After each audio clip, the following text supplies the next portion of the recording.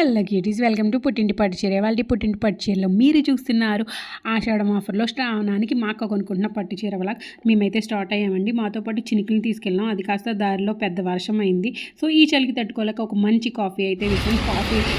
Coffee తాగిన తర్వాత next చీరల సెలెక్షన్ అయితే స్టార్ట్ చేసాం. పర్టికులర్గా నాకు ఈ కలర్లోనే చీర కావాలి అని చెప్పి ఇప్పుడు నేను చూపిస్తున్న కలర్లో చీరలు అయితే సెలెక్ట్ చేసుకోవడం మొదలుపెట్టింది.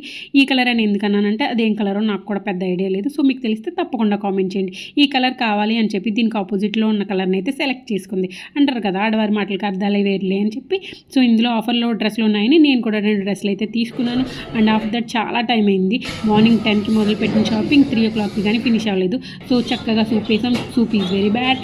అండ్ నెక్స్ట్ బిర్యానీతో ఫినిష్ చేసాం. సో షాపింగ్ అంతా అయిన తర్వాత రిటర్న్ వస్తుంటే మళ్ళీ స్టార్ట్ అయ్యిందండి. సో ఎలా అయితే తీసుకెళ్లారో అలాగే తీసుకురమ్మంది వర్షం. సో వెళ్ళేటప్పుడు ఎలా వెళ్ళామో గుర్తులేదు, కానీ వచ్చేటప్పుడు మాత్రం ధనుష్కి చెల్లెల్లా ఉన్నాం కదా అండి.